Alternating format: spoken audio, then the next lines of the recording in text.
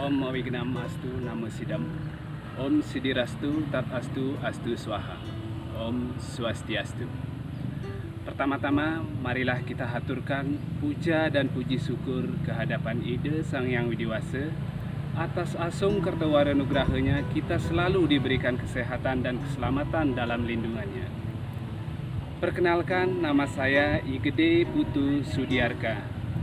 Saya selaku penyuluh agama Hindu non-PNS Kabupaten Tulang Bawang, Provinsi Lampung. Umat sedharma yang berbahagia, seperti yang kita ketahui saat ini, negeri kita sedang mengalami pandemi virus corona atau COVID-19. Dalam upaya pemutusan mata rantai virus corona ini, pemerintah sudah banyak mengambil kebijakan, di antaranya stay at home, belajar, bekerja, beribadah dari rumah. Kemudian social distancing, jaga jarak, dan PSBB, pembatasan sosial berskala besar. Dan saat ini kita akan masuk era new normal, yaitu tatanan hidup era baru di tengah pandemi COVID-19 dengan tetap memperhatikan protokol kesehatan. Umat sedharma yang berbahagia, pada kesempatan ini saya akan menyampaikan ketentuan penerapan protokol kesehatan di rumah ibadah. Dalam hal ini, tempat suci agama Hindu yaitu pura, sesuai dengan surat edaran Menteri Agama RI nomor 15 tahun 2020. Dalam surat edaran tersebut tercantum beberapa poin, di antaranya yang pertama pendahuluan, kedua maksud dan tujuan, ketiga ruang lingkup, keempat dasar, kelima ketentuan, dan keenam penutup. Nah, di sini saya akan mencuplik poin yang ke-E, yaitu ketentuan. Panduan ini mengatur kegiatan keagamaan inti dan kegiatan keagamaan sosial di rumah ibadah berdasarkan situasi real terhadap pandemi COVID-19 di lingkungan rumah ibadah tersebut. Adapun ketentuan selengkapnya sebagai berikut. Yang pertama, rumah ibadah yang dibenarkan untuk menyelenggarakan kegiatan kolektif adalah yang berdasarkan fakta lapangan serta angka R0 atau RO dan angka Effective Production Number atau RP berada di kawasan yang aman dari COVID-19. Hal itu ditunjukkan dengan surat keterangan aman COVID-19 dari Ketua Gugus Tugas Provinsi atau Kabupaten atau Kota atau Kecamatan sesuai dengan tingkatan rumah ibadah yang dimaksud. Setelah berkoordinasi dengan forum komunikasi dengan pemerintah daerah setempat bersama majelis-majelis agama dan instansi terkait daerah masing-masing, surat keterangan akan dicabut bila perkembangannya timbul kasus penularan lingkungan rumah ibadah tersebut atau ditemukan ketidaktaatan terhadap protokol yang telah ditetapkan. Kedua, pengurus rumah ibadah mengajukan permohonan surat keterangan bahwa kawasan rumah ibadah aman dari COVID-19 secara berjenjang kepada Ketua Gugus Kecamatan, Kabupaten, Kota, Provinsi sesuai dengan tingkatan rumah ibadahnya.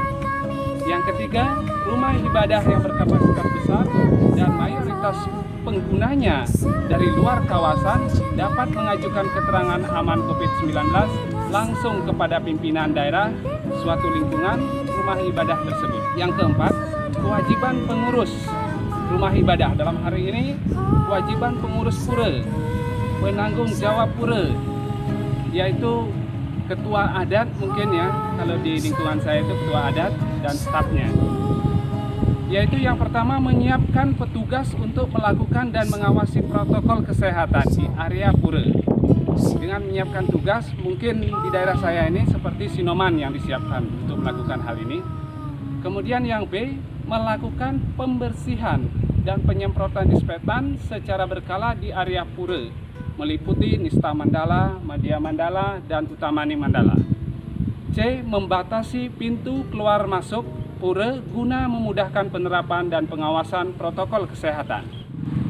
Yang ke D, menyediakan fasilitas cuci tangan, sabun, hand sanitizer di pintu masuk dan pintu keluar pura. Yang ke E, menyediakan alat pengecekan suhu di pintu masuk pura jika ditemukan umat dengan suhu lebih dari 37,5 derajat Celcius dalam 2 kali pemeriksaan dengan jarak 5 menit tidak diperkenankan masuk area pura. Yang ke F, menerapkan pembatasan jarak dengan memberikan tanda khusus di lantai atau di tempat duduk minimal jarak 1 meter.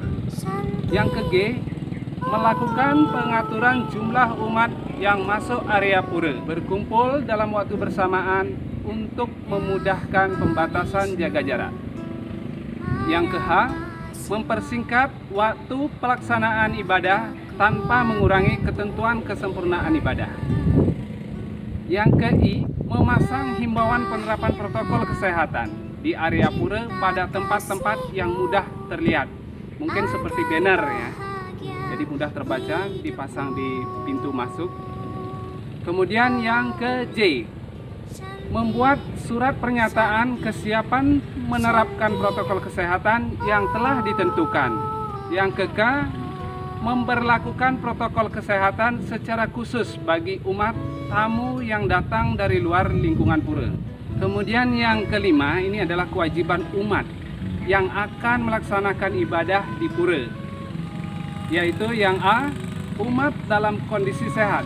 Jadi kita pastikan dulu umat, ini kesadaran dari umat sendiri ya, pastikan bahwa diri kita itu sehat.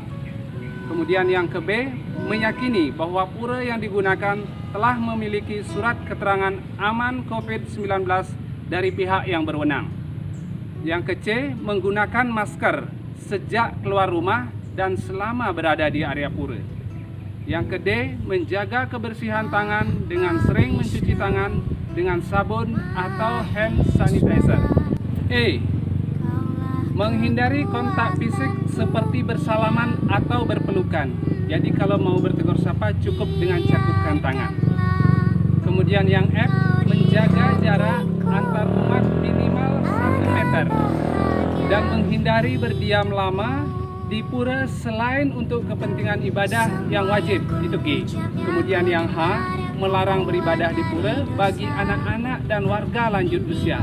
Nah ini yang dimaksudkan di poin H, itu dikarenakan untuk anak-anak dan warga yang lanjut usia itu rentan tertular virus COVID-19. Kemudian yang I, ikut peduli terhadap penerapan pelaksanaan protokol kesehatan di pura sesuai dengan ketentuan. Poin yang keenam, penerapan fungsi sosial pura meliputi kegiatan pertemuan umat di pura tetap mengacu pada ketentuan di atas dengan tambahan ketentuan sebagai berikut. Yang A, memastikan semua peserta yang hadir dalam kondisi sehat dan negatif COVID-19. Yang B, membatasi jumlah peserta yang hadir maksimal 29% dari kapasitas ruangan dan tidak boleh lebih dari 30 orang. Dan yang ke C, pertemuan dilaksanakan dengan waktu seefisien mungkin. Adapun panduan ini akan dievaluasi sesuai dengan perkembangan pandemi COVID-19. Umat Dharma yang berbahagia, demikian beberapa ketentuan atau kebijakan pemerintah selaku guru wisesa yang patut kita patuhi sebagai wujud pelaksanaan Dharma negara tanpa menyampingkan Dharma agama. Dengan segala upaya pemerintah bersama masyarakat dalam memutus mata rantai penyebaran COVID-19, semoga negara kita segera terbebas dari pandemi COVID-19. Swaha. Demikianlah beberapa hal yang dapat saya sampaikan terkait dengan surat edaran nomor 15 tahun 2020. Mungkin dalam penyampaian saya ada beberapa hal yang kurang berkenan. Sebagai manusia biasa, tentu tanhane wang swaste anulus. Tidak ada manusia yang sempurna. Dengan segala kerendahan hati, saya mohon maaf yang sebesar-besarnya. Sebagai penutup, saya sinap dengan puja Paramesanti. Om Santi.